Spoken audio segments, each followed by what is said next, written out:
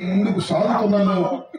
నేను మనవి చేస్తున్నా, ఈ సత్తెనపల్లి నియోజకవర్గంలో కాపు సోదరులందరికీ మనవి చేస్తున్నా, నాకు అండగా ఉండండి ప్రార్థిస్తున్నా.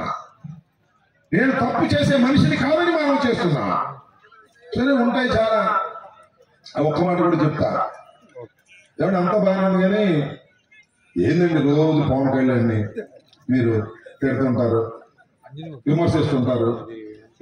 ఏం రాంబాబు గారు అని చాలా మంది నాతో అంటారు, మనవాళ్ళే.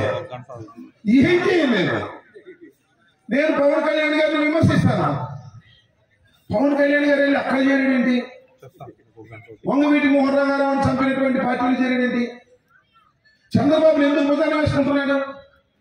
చంద్రబాబు నీకేమైనా సహాయం చేశాడా? 8 సీట్లు అక్కడ పోటీ చేస్తే చంద్రబాబు మనుషులు ఎవరైనా నీకు ఓటేశారా తెలంగాణలో చెప్పని అడుగుతామా? చంద్రబాబు మాత్రం నీకు సహాయం చేయడు.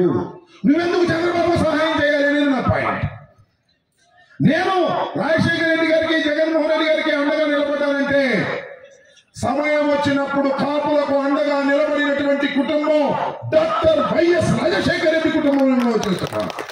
వంగవీటి మోహన్ రంగారావు గారు సస్పెండ్ అయితే వెంకటరావుకు వ్యతిరేకంగా మళ్ళా సస్పెండ్ రద్దు చేసి తీసుకొచ్చినటువంటి వ్యక్తి రాజశేఖర రెడ్డి గారిని మనం చేస్తున్నాం. చంద్రబాబుని రాజశేఖర గారిని పోల్చుకోండి ఒకసారి.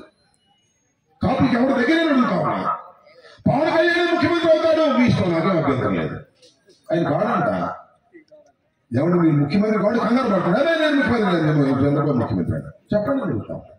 దీనిలో ధర్మం ఉందా లేదా అని అడుగుతా ఉన్నా. నేను నిఖార్సైన కాపుని మనం చేస్తున్నా. నేను దేన్ని నమ్మితే దానికోసం నా మెడకాయ కోసుకోవడానికి కూడా వెనుకాడనటువంటి కాపుని రాంబాబుని మనం చేస్తున్నా. నేను ఇంకొక మాట చెప్పనా, నేను జగన్మోహన్ రెడ్డి సైన్యానికి సర్వ సైన్యాధ్యక్షుడిని. యుద్ధంలోకి దిగితే ఎవరిని లెక్క చేయను, కాంప్రమైజ్ కాను. నేను అనుకున్న తీరులో ముందుకు వెళ్తాను. మెడకాయ తెగి పడిపోయిన పార్టీలు మారి వాడి సంఖ వీడి సంఖ ఎక్కేటటువంటి దుర్మార్గమైన రాజకీయాలు చెయ్యడం మీ కాపు రాంబాబు అని ధైర్యంగా గుర్తుపెట్టుకోమని కూడా మనం. కోటొక పార్టీ మారివాడు కావాలా మీకు? ఆ పార్టీ కూడా ఉంటాడా? గ్యారెంటీ ఉందా? నాకు గ్యారెంటీ ఉంది. నేను జగన్మోహన్ రెడ్డి అంటే ఉంటా, వైసీపీలోనే ఉంటా, నాది గ్యారెంటీ. అక్కడ గ్యారెంటీ లేదు, గుర్తుపెట్టుకోమని మనం చేస్తున్నా.